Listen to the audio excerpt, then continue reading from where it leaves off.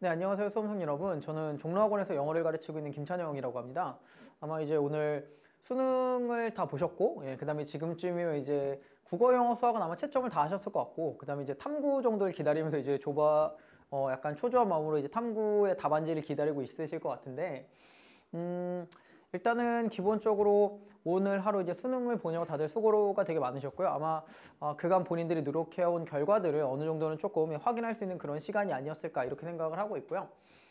제가 국어랑 수학은 잘 모르겠지만 좀 쉬웠다는 얘기는 있더라고요. 근데 다만 이제 영어 같은 경우에는 올해가 이제 평가원에 치러진 이제 세 번째 시험이잖아요. 그렇죠? 그래서 6월 달, 9월 달 이제 수능인데 6월 달 문제는 너무 어려웠고요. 9월 달 문제는 좀 쉬웠고 너무 쉬웠고 수능이 이제 당연히 그 중간에 위치하고 있을 건데 제가 개인적으로 느끼기에는 이번 수능은 그렇게 쉽지만은 않지 않았나 이런 생각을 가지고 있고요. 개인적으로는 작년도 수능이 되게 어려운 불수능이었었는데 그거에 좀 비견될 만큼 좀 쉽진 않았다 이렇게 생각이 들고요. 특히나 이제 요번에 수능 문제에서 가장 중요한 특징들이라고 한다면 이 독해 문제들이 조금 되게 많이 까다롭지 않았나. 그래서 전체적인 내용들도 이제 확연히 잘 눈에 안 들어오는 그런 경우들도 있었지만 특히나 선지에서 많이 여러분들에게 혼란을 줄 만한 그리고 되게 명확한 답의 근거가 되는 그런 것들 찾기가 쉽지 않은 그런 문제들이 좀 출제가 돼서 아마 풀다가 시간이 부족하거나 아니면 좀 많이 고민하다가 틀리거나 이런 경우들이 좀 있지 않았을까라고 생각이 듭니다. 그래서 이제 오늘 같은 경우에는 이제 물론 전체적으로 되게 여러 가지 유형의 문제를 다뤄드리기 위해서 가급적 많은 문제들을 뽑긴 했지만 기본적으로는 오답률이 높은 문제들, 학생들이 좀 어려웠을 만한 그런 문제들로 선택을 했고요. 오늘은 일단 함의 추론 문제와 그 다음에 제목 문제와 그 다음에 31번, 32번, 34번의 빈칸 추론 문제들 그리고 37번의 글의 순서와 38번의 문장 삽입 문제 정도까지를 다루고요. 어떤 식으로 문제를 접근해야 되는지를 설명을 드리도록 하겠습니다. 일단 21번 문제를 보시면 일단 21번 문제 같은 경우에는 우리가 이런 주제 제목이든 아니면 빈칸 추론이든 글의 독해랑 관련된 문제들은 첫 번째 문장을 읽으면서 소재를 확인하는 게 되게 중요한데 사실 이 문제 같은 경우 소재는 별로 문제가 없습니다. 왜냐하면 누가 봐도 가장 중요한 게 아키텍처라고 하는 건축이라는 걸 알 수가 있거든요. 그렇죠? 건축에 관련된 얘기들 했고요. 특히나 이제 우리가 로마 제국 시대 이 건축의 위상이 되게 많이 올라갔다라는 얘기를 되게 해주고 있습니다. 그렇죠? 그리고 이제 이 글 같은 경우 이제 중간에 약간 다른 식의 얘기를 해주다가 중간에 보시면 바로 이 부분이죠. 우리가 마르크스 비트리우스 폴리오라는 사람이 얘기를 하니까 건축이라고 하는 것들은 뭐가 필요하냐? 실용적인 지식과 이론적인 지식이 모두 다 필요하다라는 얘기가 있거든요. 이 부분에 일단 체크가 되셔야 될 것 같습니다. 이 부분이 일단 이 글에서 가장 중요한 핵심 개념들, 우리가 답으로 관한 가장 중요한 부분들을 설명해 주고 있거든요. 그래서 앞쪽에 이제 건축의 위상이 되게 높아졌다라는 얘기를 하면서 이 건축이라고 하는 건 대신에 뭐가 필요하냐? 실용적이고, 그 다음에 이론적인 지식이 모두 다 필요하다고 얘기했고요. 그리고 이 사람이 건축을 하기 위해서 필요한 여러 가지 학문 분야들을 얘기해줬죠. 여기 보시면 아시겠지만 문학도 있고, 뭐 글쓰기도 있고, 그 다음에 작도법도 있고 되게 여러 가지들이 있습니다. 그렇죠? 자, 그래서 이 사람은 이제 뭐라고 했었냐? 지금 내가 앞에서 이 사람이 언급한 모든 학문 분야들이 다 필요하고요. 왜냐하면 우리가 건축가 같은 경우에는 어떠냐면 이렇게 설명을 했습니다. 우리가 학식이 없이 매뉴얼 스킬들만 우리가 획득하고자 하는 사람들. 쉽게 얘기하면 우리가 학식은 뭘까요? 얘 같은 경우는 당연히 이론적 지식이겠죠. 그렇죠? 이론적 지식은 등한시하고 난 그런 거 필요 없다. 매뉴얼 스킬은 당연히 뭘까요? 얘는 아까 얘기했던 우리가 실용적 지식이 되겠죠. 나는 이론적 지식은 필요 없고 실용적 지식만을 우리가 획득하겠다. 이런 건축가들 같은 경우에는 결코 그들의 지위에 상응하는 그런 권위의 위치까지 올라가지 못한다고 했습니다. 쉽게 얘기하면 이론적 지식을 등한시하고 아까 우리가 처음에 이론적 지식과 실용적 지식이 모두 다 필요하다고 얘기했잖아요. 그렇죠? 두 가지가 다 필요한데 따라서 이 사람이 보기에는 일단 첫 번째 이론적 지식은 등한시하고 실용적 지식만 추구하는 건 당연히 안 되는 거고요. 이러면 우리가 원하는 위치에 당연히 올라갈 수 없다라고 얘기했었고요. 그 뒤에 걸 보면 Why do you rely on open theories죠? theory랑 스콜러십은 아까 얘기했던 뭐죠? 얘는 이론적 지식이겠죠. 당연히 누가 봐도 이론과 그 다음에 스콜러십은 아까 학식이기 때문에 이론적 지식이 될 건데 마찬가지로 너무 지나치게 이론적 지식에만 의존하는 사람들 얘네들은 뭐가 없는 거죠? 얘네들은 실용적 지식이 없는 거죠. 그렇죠? 나는 아까 얘기했던 이론적 지식은 필요 없고 그렇죠? 나는 실용적 지식만 하겠다도 문제가 되겠지만 반면에요. 플러스 우리가 실용적 지식은 등한시하고 이론적 지식만 추구하는 것도 문제다라고 하는 이런 식의 설명이 되겠죠. 그렇죠? 이렇게 이론적 지식만 추구하고 실용적 지식을 나 몰라라 하는 사람들 같은 경우에는 어떠냐라고 하면 내용을 쫓는 게 아니라 우리가 허상을 쫓는 것이다. 이런 식으로 설명을 해주고 있죠. 따라서 우리가 앞에서 얘기했지만 이 글 같은 경우에 건축의 이제 지위를, 건축의 지위가 되게 높아진다는 얘기를 한 다음에 건축이라고 하는 분야는 이 두 가지를 전부 다 추구해야 된다. 그리고 이걸 각각 나눠가지고 이론적 지식은 추구하지 않고 실용적 지식만 추구하는 경우, 이것도 당연히 안 될 노릇이고요. 당연히 실용적 지식은 등한시하면서 이론적 지식만 추구하는 것도 당연히 안 된다가 되지 않겠습니까? 그렇죠? 따라서 우리가 이 밑줄 친 부분은 우리가 요 위에 거랑 아래 거죠. 아래 거에 해당하는 거죠. 그렇죠? 그래서 실용적 지식은 추구하지 않고 이론적 지식만 추구하는 그런 거기 때문에 그거랑 관련되는 답을 찾아주면 바로 3번이 된다라는 걸 알 수 있습니다. 그렇죠?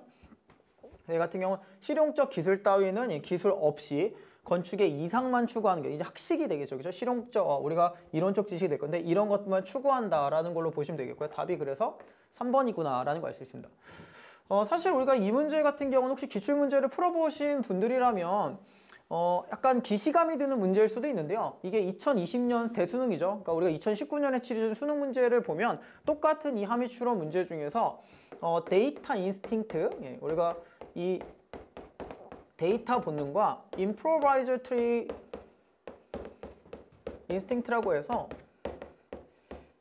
이게 요 문제로 치자면 데이터가 우리가 어떤 지식이죠. 그렇죠? 이게 이론적인 지식. 그다음에 improvisatory라고 우리가 즉흥 연주 이런 뜻인데 이건 실용적 지식이 되겠죠. 실용적 기술들. 이 두 가지가 다 필요하고 하나만 추구하는 건 안 된다. 그래서 playing the intellectual air 기타 뭐 이런 표현이 나오는 그 문제가 있거든요. 그 문제랑 거의 되게 유사하거든요. 그래서 혹시 관심이 되시는 분들은 2020년 수능 문제를 한번 풀어보시면 되겠고요. 실제로 그 문제랑 거의 똑같은 구성을 갖고 있다라고 보시면 되겠습니다. 그래서 얘 같은 경우에는 실용적 지식과 이론적 지식이 모두 다 필요하고 실용적 지식은 없이 이론적 지식만 추구하는 경우들을 요 마지막에 설명하고 있기 때문에 그거에 맞춰서 답을 찾아주면 되겠다라는 걸 알 수 있습니다. 답은 그래서 3번이 되겠고요. 그다음에 24번 문제를 보면 사실 24번 문제 같은 경우도 그렇고 21번 문제도 마찬가지지만 이 문제들 같은 경우 소재를 찾는 건 그렇게 어렵지 않습니다. 왜냐하면 누가 봐도 이 글에서 제일 중요한 건 셀피, 다시 말해 셀프 카메라, 셀카라는 거 우리가 알 수 있거든요. 실제로 그래서 우리가 먼저 문제의 지문을 읽기 전에 이 셀피라고 하는 애가 누가 봐도 되게 중요한 소재, 이 글의 핵심 소재라는 것들이 누가 봐도 너무 명확하기 때문에 우리가 선지들을 보시면 알겠지만 셀피라든지 아니면 뭐 셀프 포트레이트 이런 거랑 관련되지 않은 선지는 하나도 없습니다. 그렇죠? 그냥 결국엔 지금 이 문제 같은 경우에는 단순하게 소재만을 찾아서 풀 수 있는 문제는 아니라는 거죠. 왜냐하면 소재가 너무 명확하기 때문에. 따라서 우리가 여기에서 두 번째로 이제 생각해야 될 건 셀피라는 소재 자체는 너무나 명확하기 때문에 이 소재에 대해서 어떤 측면을 얘기를 하고 있냐. 그쵸? 저는 보통 이거를 방향성이라고 하는데 셀피가 키워드라고 한다면 이 글이 셀피에 대해서 다루고 있는 방향들. 그쵸? 다시 말하면 이 방향성에 대해서 생각을 해주는 게 필요하다는 거죠. 그러니까 셀프 카메라, 셀카에 대해서 도대체 어떤 측면을 얘기를 하고 있는 거냐. 여기를 보면 첫 번째 문장이 사실 그것들을 되게 잘 보여주는데 아마 사실 보통 첫 번째 문장을 잘 이해 못하고 넘어가셨을 경우에는 이게 중간에 이제 몇 개의 단어들, 뭐 제가 학생들을 가르쳐봐도 보통 흔하게 경험하는 일들인데 다른 단어들이나 이런 단어들 꽂히다 보면 오답으로 가는 경우가 되게 많거든요. 이 문제가 이제 딱 고르기가 쉬운 문제인데 첫 문장을 보면 셀프 카메라라고 하는 셀피라고 하는 건 공명한다. 왜냐하면 얘 같은 경우 새로워서 그런 것이 아니라 뭐 때문이냐? 이것들이요. 우리가 셀프포트레이트 자화상이죠. 자화상의 아주 긴 역사들을 표현하고 발전시키고 확장하고 그리고 강조하고 있기 때문에 라고 했습니다. 다시 말하자면 우리가 셀피라고 하는 게 우리가 오랜 전통을 갖고 있는 자화상, 그렇죠? 자화상을 그리는 그 전통과 쭉 이어지고 있다라는 걸 첫 번째 문장에서 이미 설명해 주겠습니다. 이게 완전히 새로운 게 아니라 우리가 셀프 포트레이트라고 하는 자화상의 전통과 쭉 이어져 있다라는 점을 얘가 얘기해 주고 있고요. 실제로 우리가 이런 자화상이라고 하는 건 묘사된 사람들의 지위를 다른 사람들에게 보여주기 위한 건데 그래서 이런 측면에서 보자면 우리가 우리 자신의 이미지라고 부르는 건 글로벌 비주얼 컬처의 가장 첫 번째고 본질적인 대상이다 이렇게 했거든요. 사실 우리가 이 문제들을 보면 나중에 설명을 드리겠지만 이 문제에서 가장 많은 학생들이 골랐던 그러니까 우리가 정답만큼이나 되게 많은 학생들이 헷갈렸던 게 바로 3번 보기거든요. 거기 보시면 글로벌 컬처 뭐 이런 표현이 나오는데 아마도 요 단어에 너무 꽂혀 있게 되면 그렇죠? 문제를 그르칠 수 있는 그런 가능성이 있는 거죠. 그래서 기본적으로 우리가 셀프 카메라라고 하는 건 그렇죠? 우리가 남들에게 우리가 원하는 방식대로 보여지거나 보여지지 않을 수도 있는 내적 감정과의 어떤 긴장 관계를 이루고 있는 그렇죠. 우리의 일상적인 측면들을 보여주는 거다라고 해서 우리가 셀프라고 한 셀프 카메라가 갖고 있는 특징들을 쭉 설명을 해주고 있고요. 우리가 이런 자화상의 팽창의 각각의 단계에서 점점점 더 많은 사람들이 자신을 표현하게 됐다라고 했습니다. 그렇죠? 그래서 우리가 자화상의 어떤 이런 팽창의 단계라고 있는 단계들이 각 단계들이 있을 텐데 그 단계들마다 점점점 많은 사람들이 자기 모습을 그리는 것들에 점점점 관심을 많이 가지고 있다고 했고요. 오늘날의 젊고 도심에 그리고 우리가 서로 네트워크로 연결된 대다수들 같은 경우에는 이런 자화상의 역사를 다시 개정하고 있다고 했고요. 그래서 결국 어떻게 되냐? 이 셀프 카메라라고 하는 것들요. 새로운 시대의 최초의 시각적인 우리가 서명의 일부로 만들었다라고 얘기했습니다. 그렇죠? 그래서 여기에서는 밑줄을 요 메이크부터 밑줄을 한번 쳐주시면 되겠습니다. 여기까지가 되겠죠? 사실 우리가 글의 소재도 마찬가지지만 방향성이라고 하는 건 단어 하나로 결정되는 건 당연히 아니겠죠. 그렇죠? 우리가 어떤 단어 하나로 글의 전체적인 방향성이 결정되는 게 아니라 이 글에서 줄곧 얘가 셀프 카메라에서 뭐라고 얘기를 하고 있느냐가 중요한 건데 이미 첫 번째 문장에서 이 셀프 카메라라고 하는 것들은 뭐죠? 셀프 포트레이트. 다시 말하면 자화상의 긴 전통의 역사랑 쭉 맞닿아 있는 거라고 얘기했었고요. 그렇죠? 그리고 마찬가지로 여기 맨 마지막 부분에서 뭐라고 설명했냐라고 하면 이 자화상의 역사를 다시 바꿔가지고요. 셀프 카메라라고 셀카라고 하는 것들을 새로운 시대의 새로운 시각적 서명으로 만들었다고 하겠습니다. 다시 말하면 이 셀프 카메라라고 하는 건 자화상의 오랜 전통의 일부인 거고요. 그게 이제 가장 폭발적으로 나타나게 된 형태다라는 걸 설명을 하는 거죠.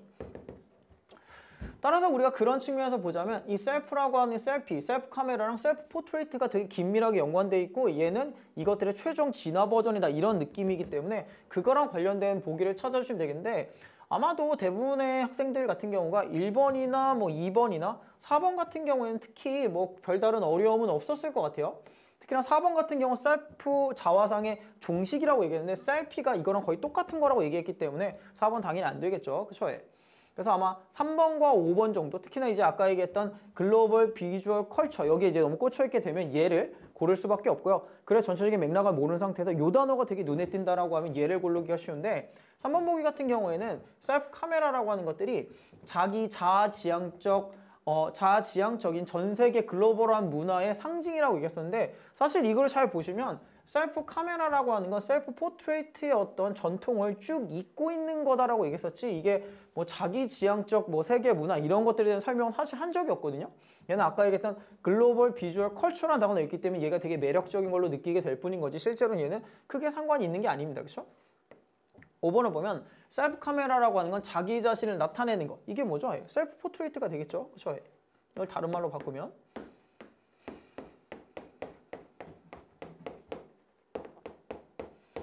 그죠?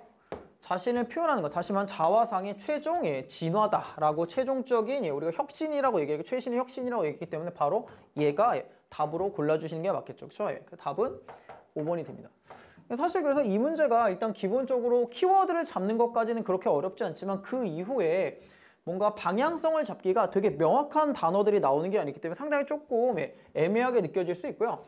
사실 첫 번째 문장에서 이 글의 방향성을 잘 못 잡을 경우에는 이게 여러 가지 단어들이 있기 때문에 상당히 헷갈릴 수가 있는 그런 문제라고 보여주게 됩니다. 그래서 얘 같은 경우에는 첫 번째 문장에서 일단 방향성과 키워드를 잘 잡고 문제를 풀어주시고요. 그리고 뭐 어떤 문제나 마찬가지면 중간에 나온 특정한 단어들에 꽂혀가지고 그 단어를 너무 집중하다 보면 문제를 그르칠 수 있다는 점은 명심을 해주시는 게 필요하겠죠. 그 다음에 31번 문제고요. 사실 31번 문제 같은 경우에는 저도 사실 문제를 처음 봤을 때 약간 좀 뭐지? 이런 생각이 살짝 드는 문제긴 했거든요. 근데 생각보다 되게 많은 학생들이 조금 어려움을 겪었던 그런 문제인 것 같고요. 일단 이 글 같은 경우는 이제 문학이 갖고 있는 언어 습득에서 갖고 있는 되게 중요한 특징들을 설명하는 거고 그 특징이 과연 무엇일 거냐가 제일 중요한 게 되겠죠. 얘 같은 경우는 일단 이 패러프레이징이 되게 잘 돼 있고 그 개념들을 따라가다 보면 문제를 풀 수 있으니까 우리가 한번 잘 따라오시면서 보시면 이게 글에 어떤 식으로 전개되는지를 조금 더 명확하게 보실 수 있게 될 겁니다. 처음에 보면 문학작품이라고 하는 것들은 그것들이 독자들에게서 우리가 독자들 내에서 조성하게 되는 블랭크 때문에 언어 습득 과정에서 되게 유용하다고 얘기했습니다. 그렇죠? 예. 그래서 얘 같은 경우에는 예, 문학 작품이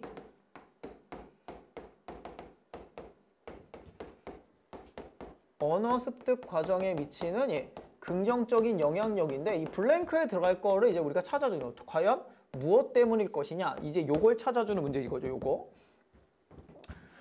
기본적으로 핵심 언어를 가르치는 교습 자료라고 하는 것들은 언어가 두 가지 측면에서 작동하는 것들에 관심을 갖게 된다고 얘기했습니다. 하나는 예, 뭐냐? 룰 베이스 시스템입니다. 우리가 규칙 기반한 체계가 되겠고요. 요거. 예. 또 다른 하나는 뭐냐? 사회 의미론적인 체계라고 얘기했습니다. 이렇게 두 가지 측면에서 중요하다고 얘기했었고요. 일단 첫 번째 우리가 요 두 번째 문제 읽었을 때는 이 각각의 두 가지 것들을 의미하는 건지 뭘 의미하는지 잘 모를 수가 있는데요. 바로 그 뒤에 걸 보면 학습의 과정이라고 하면 대단히 자주 어떤 문제가 생기냐라고 하면 대단히 분석적입니다. 그렇죠? 그리고 개인적인 수준에서는 대단히 피상적이라고 얘기했습니다.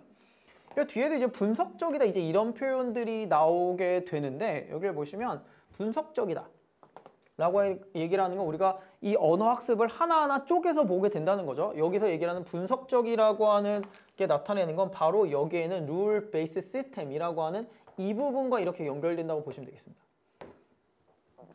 우리가 원래 뭐 수학도 마찬가지지만 규칙을 기반으로 한 것들은 우리가 규칙을 하나하나 쪼개서 하나하나 다 분석하게 되잖아요. 그렇죠? 그래서 얘 같은 경우는 이렇게 두 개가 연결되는 거고 쉽게 얘기하면 이제 우리가 언어 학습 과정에서 보통 우리는 되게 규칙에 기반해서 보통 공부를 하게 되고요. 개인적인 수준은 뭘까요? 예, 그렇죠. 얘 같은 경우는 당연히 여기 나오는 사회 의미론적 수준이 되겠죠. 이쪽에서는 되게 피상적입니다. 그러니까 언어를 습득할 때 우리가 언어의 문법이 규칙 아니겠습니까? 그렇죠? 그런 문법적인 요소들을 하나하나 따지는 것들은 되게 중요하게 생각하지만 이걸 뭐 사회 의미론적 관점에서 보거나 개인적인 관점에서 보는 일들은 별로 없죠. 그렇죠? 예. 그래서 우리는 보통 이쪽에 집중하고 있다. 그래서 문학 작품에 우리가 상상력을 부여하면서 이제 우리가 어떤 관여하게 되는 것들은요. 학습자들이 초점을 그들의 관심의 초점을 넘어가게 만듭니다. 어디로 넘어가게 만드냐면 우리가 외국어를 배우는 데 있어서 기계적인 측면을 넘어가게 얘기한다고요. 기계적인 측면은 뭘까요? 그렇죠? 우리가 기계적인 측면이라는 건 되게 분석적인 측면을 얘기를 하는 거고요. 이게 바로 얘기했던 룰 베이스 시스템이 되는 거죠. 그러니까 문학 작품을 읽게 되면 사람들이 어떻게 된다는 거죠? 이런 그러니까 우리가 규칙에 기반을 둔 되게 분석적이고 기계적인 측면을 넘어서 이제 다른 쪽으로 넘어가게 만들어 준다고요. 그 다른 쪽으로 넘어가게 된다는 것들을 바로 이 다음에 설명하고 있습니다. 그러니까 쉽게 이제 사회 의미론 쪽 관점이 되겠죠. 이 사회 의미니까 우리가 소설을 읽든 아니면 단편을 읽든 아니면 뭐 우리가 연극 작품, 극 작품을 읽든지 간에 우리가 장기간 동안 얘네들을 쭉 탐구하게 되잖아요. 결국 결과가 뭐게 되냐? 독자들이요 그 텍스트에 거주하게 된다고 했습니다. 여기 밑줄은 여기에 쳐주시면 되겠죠. 예. 우리가 텍스트에 거주한다. 실제로 우리가 사람들이 텍스트에 거주할 수는 없잖아요. 그렇죠? 그건 뭐죠? 거기에 빠져들게 되는 것. 쉽게 얘기하는 이제 감정이입이 되죠. 공감. 얘는 이렇게 또 연결이 되고요. 다시 말하자면 독자들은 그 책에 끌려들어서 빠져들게 된다는 거죠. 그렇죠? 아까 얘기했던 감정이입, 공감 이렇게 되겠습니다. 따라서 우리가 개별적인 단어나 문구들이 뭘 의미하는지는 사실 별로 중요하지 않습니다. 뭐보단 안 중요하냐 하면 이야기의 전체적인 전개 과정을 따라가는 것. 쉽게 얘기하면 여기에 빠져드는 것보다 이건 더 중요하지는 않게 된다는 거죠. 쉽게 얘기하면 단어 하나하나의 축자적인 의미는 별로 중요하지 않고요. 우리가 이야기의 전개 방식들, 왜냐면 우리는 이야기의 주인공에 몰입하고 있고 이야기에 빠져들고 있기 때문에 그런 것들은 별로 중요하지 않다는 거죠. 얘가 아까 얘기했던 사회 의미론적 관점들을 계속 설명하는 거라고 보시면 되겠고요.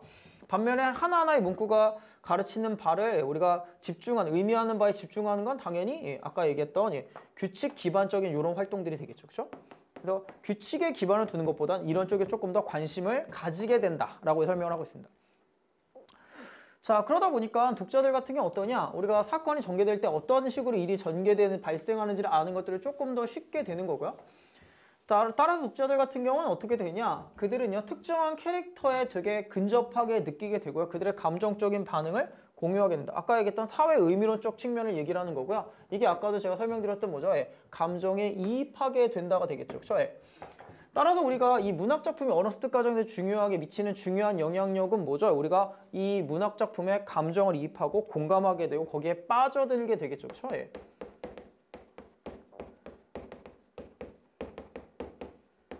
뭐 이런 요소들이 아니겠습니까? 그렇죠?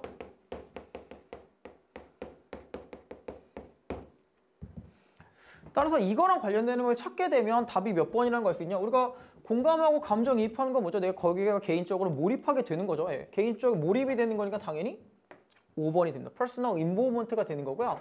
의외로 이제 이게 기본적으로 내용을 잘 이해하기 못하셨을 경우에는 우리가 그냥 흔하게 대충 생각하게 되면 뭐 1번이나 뭐 이런 것들을 고를 가능성도 있긴 한데 지금 이 글 같은 경우 잘 따져보게 되면 문학작품이나 언어습득 과정에 문학작품 언어습득의 과정에 긍정적인 영향을 미치는 이유는 뭐냐? 우리가 이거를 하나하나 분석적으로 본다라기보다는 그 글이 전체적인 텍스트가 갖고 있는 측면에 공감하기 때문에 그런 쪽을 통해서 우리가 도움을 받을 수 있다가 되는 거기 때문에 공감과 감정이입 이런 측면들에 생각하시게 된다면 답은 얘라는 걸 쉽게 알아줄 수 있는 거죠. 그렇죠? 예. 그래서 얘 같은 경우에는 뭔가 학생들이 선입견을 가지고 본다거나 아니면 정확하게 이해가 안 된 상태에서 보게 된다면 가장 그럴싸한 답을 고르게 되면 뭐 당연히 5번은 아닐 수가 있겠죠. 예. 하지만 그래 전체적인 내용을 따져보게 된다면 답은 이해가 될 수밖에 없다는 걸 알 수가 있습니다. 아까도 말씀드렸지만 대단히 많이 패러프레이징 돼 있기 때문에 그 개념어들을 따라오게 되면 얘는 문제를 풀어줄 수 있게 되겠고요. 자, 우리가 32번 문제로 넘어가면요.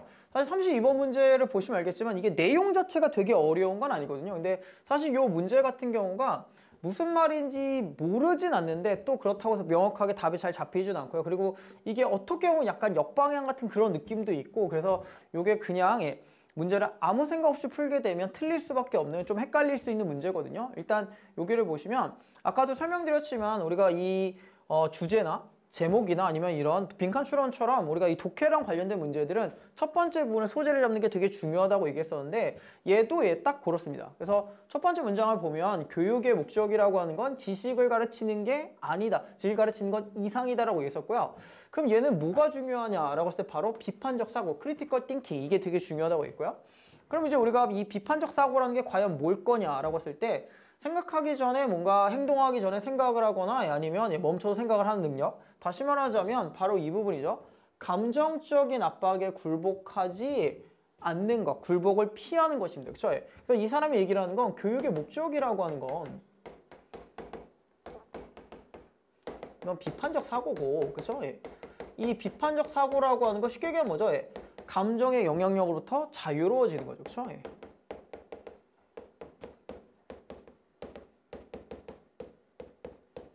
굴복하지 않는 것 이렇게 정리하도록 하겠습니다.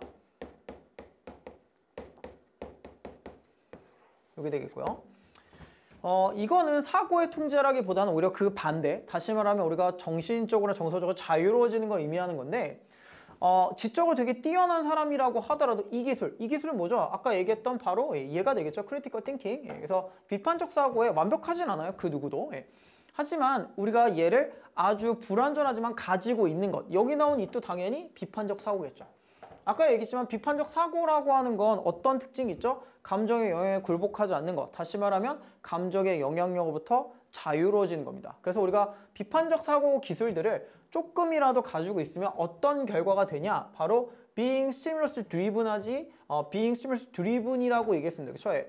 여기를 보시면 이 stimulus driven이 가르치는 단어가 뭔지에 따라서 이제 답이 달라지게 될 건데 여기를 보면 바로 뒤에서 stimulus driven 우리가 자극에 추동적이다 이렇게 얘기를 했는데 이걸 어떤 의미로 설명했냐라고 하면 우리가 끊임없이요 즉각적인 환경들 가장 두드러진 밝은 색깔과 가장 큰 소리에 반응하는 것 이렇게 얘기했거든요. 아직까지는 이게 앞에 있는 내용과 무슨 상관인지를 무슨 연관성이 있는지 잘 알 수가 없습니다. 하지만 바로 뒤를 보면 우리가 슈리스 리스폰스에 우리가 이끌리는 것 다시 말하면 living by instinct and emotion all the time이라고 얘기했거든요. 밑줄은 여기에 쳐주시면 되겠고요. 본능과 감정적인 반응에 따라 사는 것입니다. 이게 바로 스티뮬러스 드리븐이 되겠죠. 그렇죠? 얘가 이겁니다. 그렇죠? 이런 것들이 쉬울 수는 있는데, 그렇죠? 왜냐면 사고를 하는 건 좀 어렵고 그런 건 특히나 이제 경험이 없는 사람들에게는. 하지만 감정이라고 하는 건 언제나 사람을 되게 지치게 만드는 거고요. 그렇죠? 뭐 장기적으로는 어떨지 모르겠지만, 그렇죠? 장기적으로 보자면 건강과 이런 것들이 우리가 건강과 생존에 당연히 좋지 않고요. 그다음에 여기서 마찬가지지만 우리가 편의성을 위해서 그냥 햄버거를 먹는 것처럼, 그렇죠? 그럼 이제 우리가 지방이 쌓이겠죠. 그런 지방들이 우리를 언젠가 죽이는 것처럼 우리가 감정에 의존하는 것도 우리를 해친다고 얘기했거든요. 우리가 앞으로 다시 돌아가게 되면 아까 얘기했지만 우리가 처음에 교육의 목적이라고 하는 건 비판적 사고를 기르는 것이고 이 비판적 사고라고 하는 건 감정의 영향력에 굴복하지 않는 겁니다. 다시 말하면 감정의 영향력부터 자유로워지는 거고요. 이렇게 되면 여기 아까 얘기했던 스티뮬러스 드리븐이라고 얘기했었죠. 이런 자극에 추동을 받아서 사는 것인데 이게 가르치는 내용이 뭐죠? 얘는 감정에 충실한 거였죠. 감정에 의지하는 것이었죠.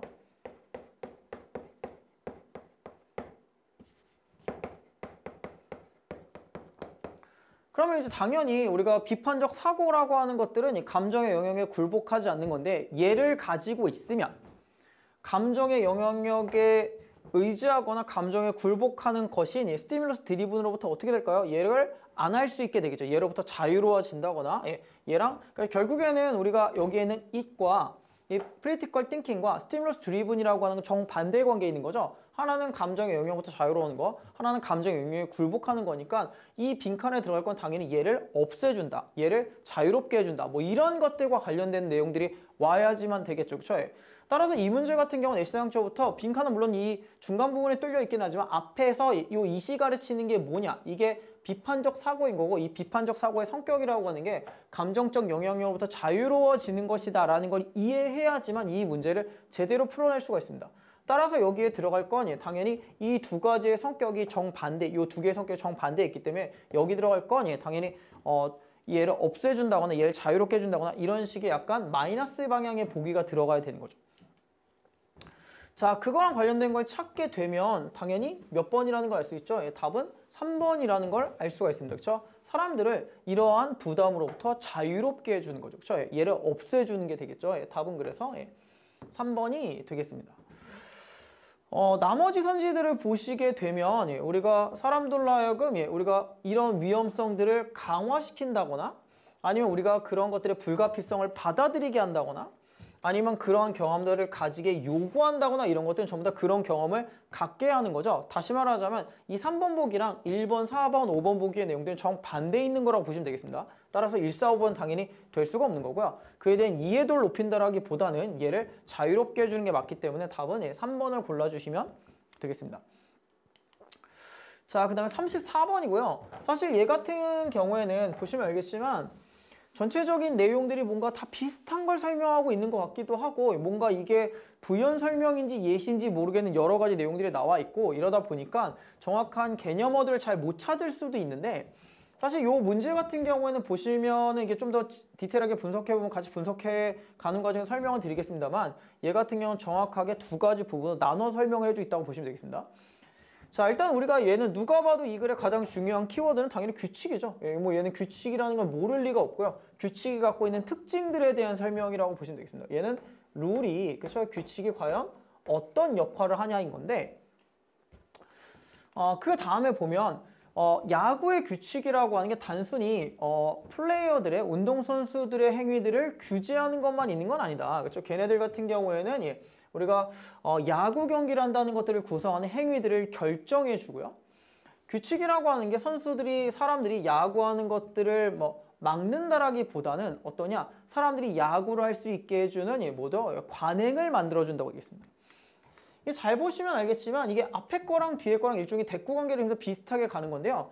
우리가 규칙이라고 하는 게 사람들의 행동을 규제한다거나 금지한다거나 이런 거랑 상관이 없고요. 여기 보시면 regulate나 preven트는 약간 비슷한 느낌의 단어라는 거 아실 수가 있죠.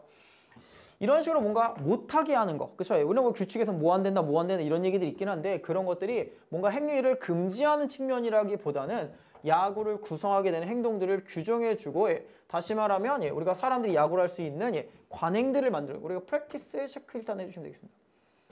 규칙이라고 하는 건 이렇게 경기를 해야 돼. 이렇게 하는 게 야구야. 뭐 내가 이렇게 하는 게 축구야. 라고 하는 것들의 프랙티스를 만들어줍니다. 아, 이렇게 하는 게 맞지? 그런 측면을 보여주는 거고요. 마찬가지로 우리가 음악의 악보라고 하는 그 규칙을 부여하는 거고요. 얘는 또한 어떠냐 하면 사람들이 음악을 만들어줄 수 있는 뭐죠? 우리가 패러널 컨덕트입니다. 그렇죠? 행위의 패턴들. 이게 뭘까요? 행위의 패턴들. 그렇죠? 이게 앞에 있는 프랙티스가 되겠죠. 어떤 특정한 관행들. 아, 이런 식으로 음악을 하는 게 맞지. 우리가 뭐 아무렇게나 피아노를 치거나 아무렇게나 뭐 작곡을 한다고 해서 그걸 음악이라고 들어주진 않죠. 뭐 저 같은 사람이 피아노를 친다거나 아니면 작곡을 한다고 깔짝거려 봐야 사실 그걸 작곡이라고 누구도 음악이라고 받아주진 않죠. 왜냐하면 걔는 어떤 특정한 음악이라 인식되는 그런 규칙들이나 아니면 패턴들은 존재하기 때문이죠.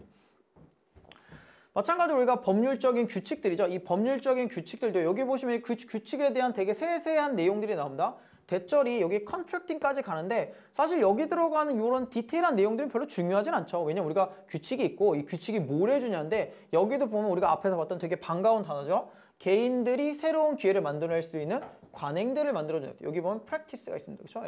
여기까지. 그래서 우리가 이 글의 내용들을 보면 우리가 규칙이라고 하는 게 얘는 이렇게 해야지만 법률적 행위야. 내지는 이렇게 해야지만 음악이야. 내지는 이렇게 하는 것이 야구야. 라고 하는 일종의 관행을 만들어준다고 했고요. 여기요. 예. 그 다음에 여기서부터 또 다른 내용이 이어집니다. 그리고 우리는 법률적인 규칙들이 있는데 이게 뭐냐? 개인들이 법률 체계 내에서 각각 시행해야 될 뭐죠? 역할들을 만들어줘요. 여기 롤이 나옵니다. 그렇죠?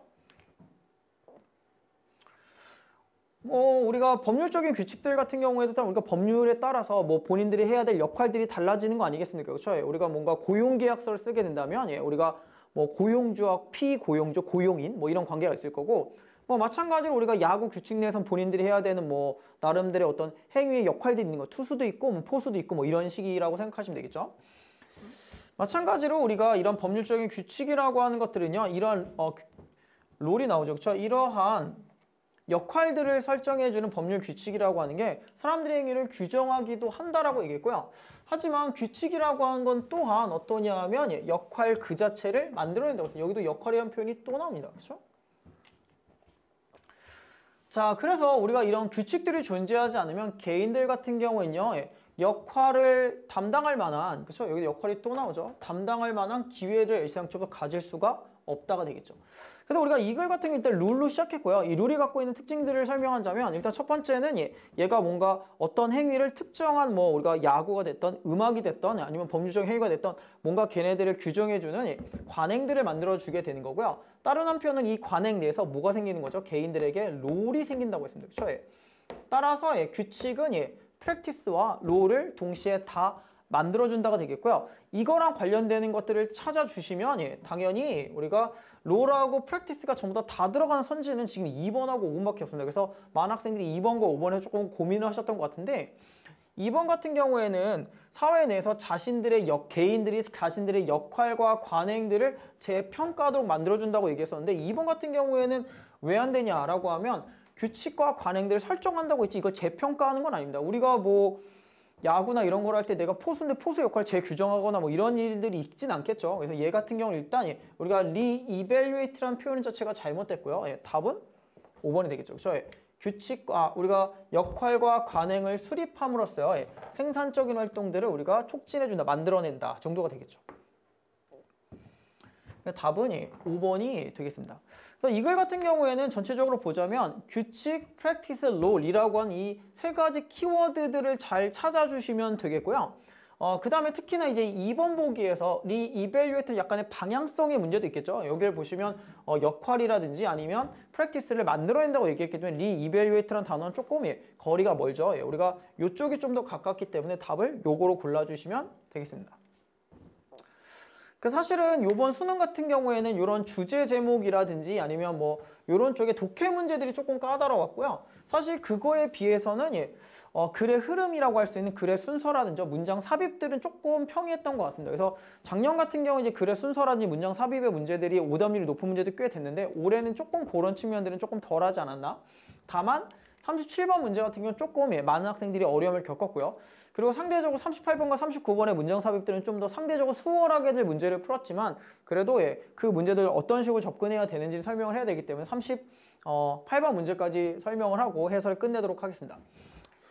자, 일단 우리가 이 37번 문제 글의 순서 문제들이요. 저도 마찬가지지만 이 글의 순서 문제를 풀 땐 이 글의 순서에서 최대한 활용할 수 있는 여러 가지 단서들, 뭐 연결사라든지 지시사나 대명사 이런 것들을 최대한 활용하라고 저도 설명을 학생들한테 하는데 사실 이 문제는 그런 게 딱히 없습니다. 그래서 상당히 학생들이 문제를 풀 때 좀 곤란할 수밖에 없는 그런 문제였는데요. 일단 처음에 보면 너의 뒷마당에 있는 새들을 한번 봐라. 그쵸? 한 마리의 새가 깜짝 놀라서 도망가잖아요. 그럼 다른 애들 따라가게 되는 거고요. 얘네들 같은 경우에는 실제로 위협이 있는지 없는지를 그쵸? 평가하기 위해서 주위를 둘러보는 일들은 없다라는 거죠. 그리고 이 사람이 이걸 뭐라고 설명했냐? 바로 이모셔널 컨테이전이라고 설명했어요. 감정적 전염이 되겠죠. 그쵸? 누군가 도망가면 나도 모르게 튀게 되는 이런 상황들을 설명하는 거고요. 자, 그 다음에 일단 여기를 봅시다. 자, 일단 여기를 보면 이제 우리가 새들의 어떤 감정적인 전염에 대해서 얘기를 하는 거구나 정도까지는 알 수 있지만 그 뒤에 어떤 식의 내용이 이어질지는 사실 잘 모릅니다. 그리고 ABC를 찾아봐도 딱히 도움이 될 만한 연결사라든지 아니면 지시사들은 없기 때문에 얘는 정말로 여러분들이 피지컬을 다해서 문제를 푸셔야 되겠죠. 하나하나 좀 꼼꼼한 분석이 필요한데 처음에 마크란 사람은 다음 같은 점이 의아했다는 거죠. 일단 우리가 일렬로 서 있는 새들 같은 경우 조금 더 두려움을 겪고 있진 않나? 이런 거죠. 일단 여기에서 여러분들이 체크할 단어들은요. 여기서 키워드라고 한다면요. 일단 birds in line 되겠습니다. 그렇죠? 일렬로 서 있는 새들, 한 줄로 서 있는 새들이요. 좀 더 두려워한다. 피어프레드 체크를 한번 해주시고요. 왜냐하면 그들 같은 경우에는 그렇죠? 일렬로 서 있게 되면 제가 뒤에 있는 애들은 앞에 있는 애들은 보이지만 뒤에 있는 애들은 안 보이잖아요. 그렇죠? 자신들의 플랑 메이트가 뭐라고 했는지를 모르기 때문에 얘는 좀 더 두려워하진 않나? 이런 식의 생각을 가지게 됐고요. 따라서 감정적인 이런 전염이라고 하는 건 불가능하다는 누구냐 하면 우리가 이런 개별적인 콩새류들에게는요. 불가능한데 걔네들은 어떤 애냐? 리니어 어레이라고 씁니다. 그렇죠? 일직선의 정렬이니까 얘는 뭐죠? 이게 라인이 되겠죠. 일렬로 줄을 서 있는 새들에게는 불가능하다는 거죠. 뭐가 아니면 그들의 가장 가까운 이웃이 아니면 그러니까 내 앞이랑 바로 내 뒤에 있는 애들 같은 거 내가 보고 있기 때문에 느낄 수 있기 때문에 뭐 알 수는 있겠지만 이게 멀리 떨어진 애들 같은 게 어떤 일을 하는지 알 수가 없다는 거죠. 그래서 얘 같은 경우에는 이 첫 번째 부분 같은 경우에는 일렬로 줄을 서 있는 새들 그렇죠? birds in line이 되겠죠. 그렇죠? 얘네들 같은 경우가 두려움이 조금 더 많아질 것 같다. 많아지는 그 이유들에 대한 설명을 하는 거죠. 두려움이 좀 더 높다라는 설명을 했습니다. B를 보시면 우리가 마크라는 사람이 자신의 학생들과 그쵸? 아주 오랜 기간 동안에 대해서요. 우리가 이 새들의 엔티-프레더 스캐닝이죠. 그쵸? 우리가 반포식 주시 정도가 되겠죠. 우리가 포식자들을 안 잡아먹기 위해서 포식자들을 잡아먹히지 않기 위해서 주변을 사주경계한 이런 패턴들을 연구를 했는데 그들은 다음 같은 걸 발견했습니다. 자, 그 어떠냐면 원형을 그리고 있는 새들, 이렇게 동그란 형태로 이렇게 원을 그리면서 이게 모여있는 새들 같은 경우가 어떠냐? 일렬로 밥을 먹는 애들보다는요. 훨씬 더 우리가 주변을 살피는 데 있어서 좀 더 코디네이션, 좀 더 조화를 이룬다고 하겠습니다. 그렇죠? 일단 밑줄은 이 부분을 쳐주시면 되겠고요. 그래서 우리가 아까 A번에서 일렬로 서 있는 애들이 두려움이 좀 더 많다라고 얘기했었는데 그 대상이 누가 될 거냐. 그러니까 사실은 우리가 A번만 읽어서는 되게 명확하지 않았잖아요. 요 B까지 읽으면 지금 비교의 대상이 원을 그리고 있는 새들과 일렬로 줄을 서 있는 애들이라는 걸 알 수가 있는 거고요. B를 보면 근데 우리가 뭘 할 수 있냐면 원형을 그리는 새들이요. birds in a circle이죠. 얘네들이 우리가 birds in a line이라고 설명을 할게요. 우리가 일렬로 줄을 서 있는 새들보다는 어떠냐 하면 훨씬 더 코디네이션, 우리가 일체감, 조화로움을 보인다고 했습니다. 그렇죠? 얘네들이 좀 더 나오는데 근데 얘네들은 어떤 측면이냐 하면 코디네이션이라고 설명했습니다. 이게 눈치를 어느 정도 채셔야 되는데 이 코디네이션이라고 하는 건 두려움이랑 약간 다른 겁니다. 그리고 얘가 C까지 읽으면 이 부분이 좀 더 명확해지죠.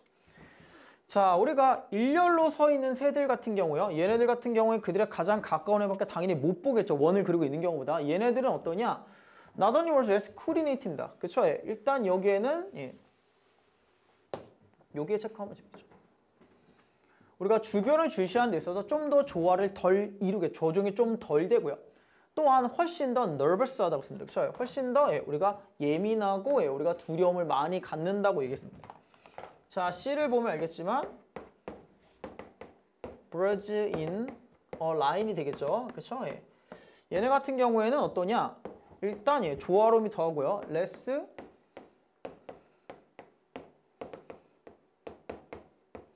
고요. 얘네는 또한 어떻다는 거죠? more nervous하다고 얘기했습니다. 그래서 그들의 몸의 위치나 머리 위치를 끊임없이 훨씬 더 많이 바꾼다는 거예요. 왜냐하면 주변을 사주 경계해야 되기 때문에 좀 더 많이 볼 수밖에 없고요. 그렇죠? 반면에 원을 그리고 있는 애들 같은 경우는 다른 애들 모두 다 볼 수 있기 때문에 이럴 일들이 별로 없다는 거죠. 지금 사실 우리가 이 문제 같은 경우는 처음에 문제를 볼 때는 되게 헷갈린다라고 생각하실 수 있을지 모르겠지만 지금 얘는 원을 그리고 있는 애랑 그다음에 직선으로 서 있는 애들의 지금 두 집단을 비교하는 건데요. A번에 일단 두려움을 얘기를 했고요. 여기서는 B에서는 우리가 조화 얘기를 해줬고요. C 같은 경우는 less coordinate랑 more nervous를 동시에 다 설명해 줬습니다. 그렇죠? 그러면 우리가 뭘 할 수 있냐? 이 조화랑 관련된 부분은 B랑 연결이 되겠죠? 더 원을 그린 애들이 더 조화롭다는 얘기는 일직선으로 서 있는 애들은 덜 조화롭다는 얘기고요. 그렇죠? 얘네들이 훨씬 더 걱정이 많고 훨씬 더 불안감을 많이 느낀다고 얘기했기 때문에 얘랑 얘가 연결이 되겠죠. 그렇죠? 그래서 얘 같은 경우는 두 집단을 비교하는데 비교하는 대상이 조화로움과 그 다음에 공포심, 두려움이라는 걸로 생각해서 문제를 풀어주시면 B가 처음에 오고요. 이거에 바로 다음에 이어질 게 C가 되겠고요.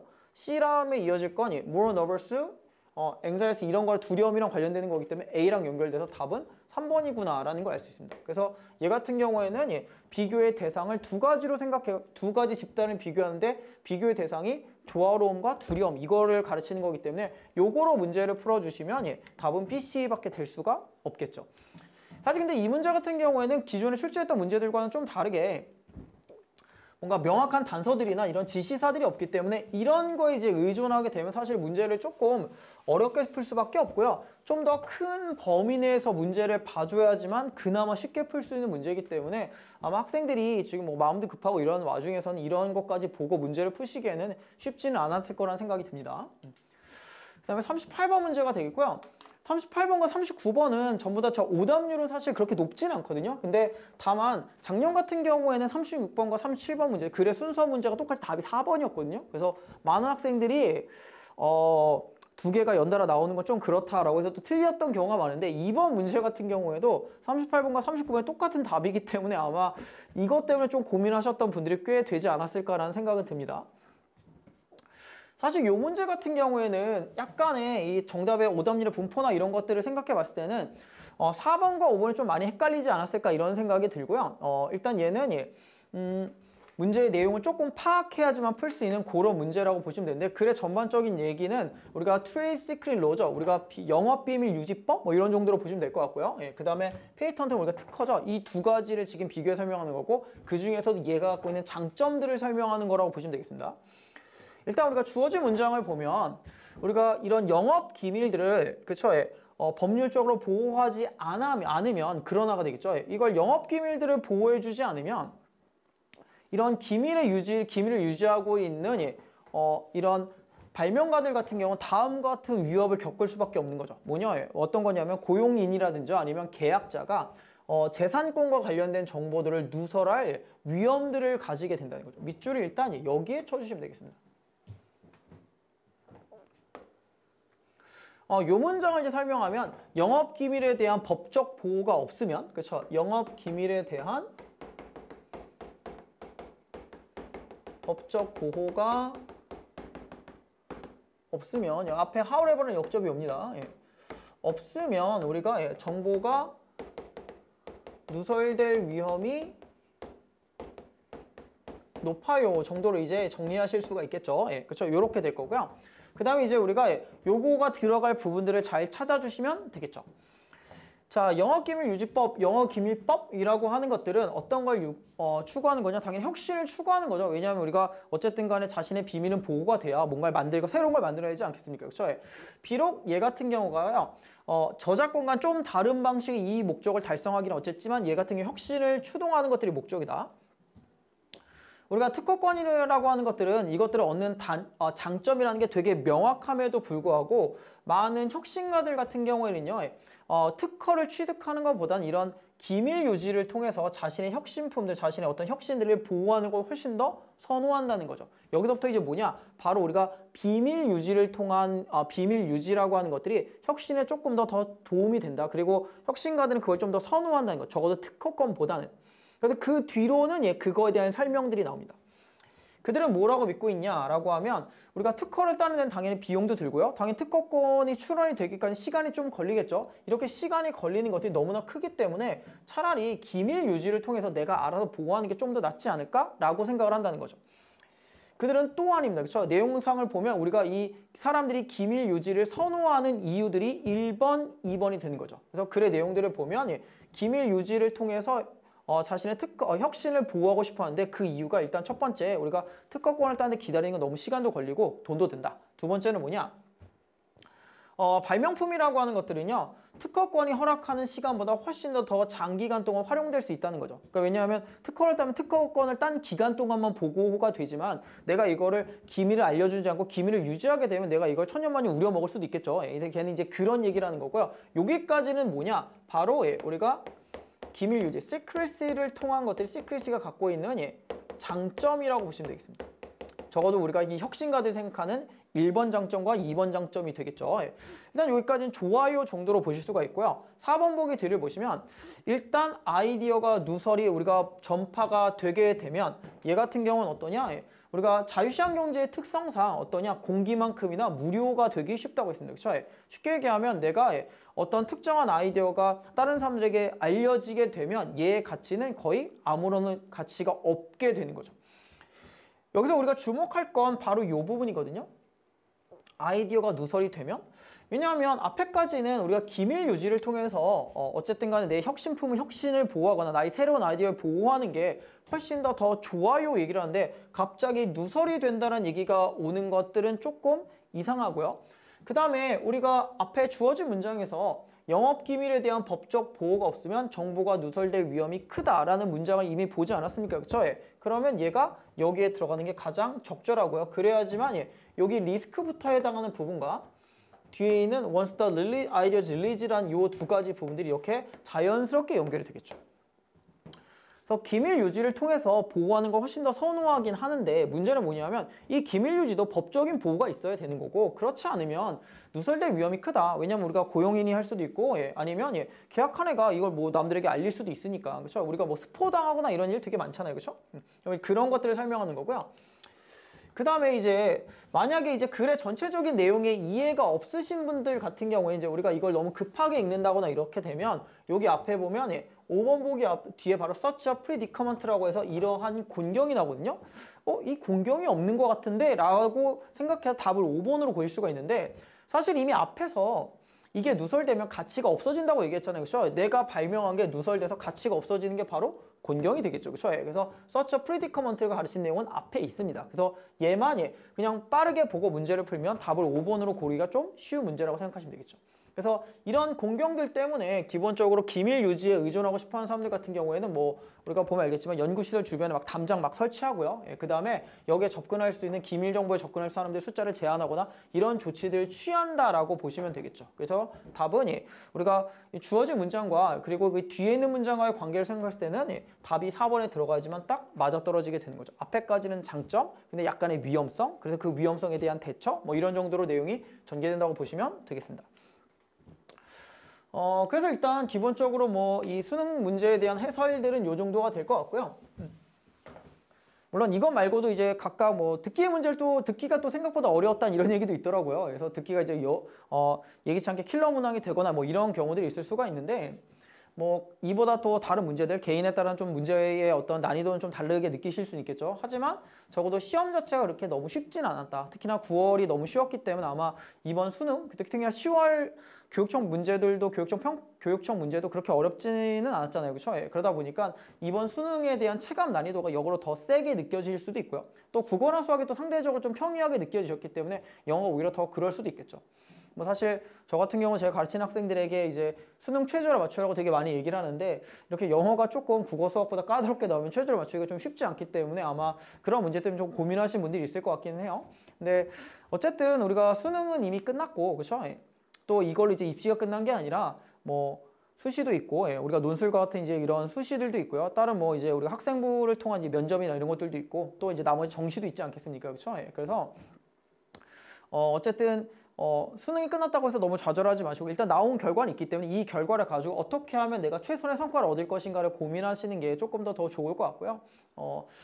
잘 보신 분들 같은 경우에는 본인이 여태껏 노력했던 결과를 내가 누리고 있는 거다라고 해서 그 기분을 마음껏 즐기시면 될 것 같고요. 만약에 내가 생각했던 게 조금 아쉬운 분들 같은 경우에는 내가 갖고 있는 걸 가지고 어떻게 하면 최선의 전략을 짜서 가장 좋은 최선의 입시를 할 수 있을 것이냐 이런 걸 생각하시면서 남은 기간들을 보내시면 되지 않을까 이렇게 생각이 들고요. 짧게는 1년이라고 얘기할 수 있고요. 길게는 뭐 초등학교부터 12년의 결과가 되겠죠. 그 12년 동안에 어떤 입시에 이제 일단락이 됐다라고 볼 수가 있는데 그간 되게 많은 수고를 하셨다라고 얘기를 할 수 있고요. 그리고 남은 기간 어쨌든 간에 본인이 갖고 있는 걸 가지고 최선을 다해서 가장 좋은 결과를 얻으시기를 바라겠습니다. 일단 오늘 고생이 너무 많으셨고요. 남은 기간, 입시 기간에도 최선을 다해서 본인들이 원하는 결과를 얻으셨으면 꼭 좋겠습니다. 일단 오늘 여기까지 하도록 하겠습니다. 수고하셨습니다.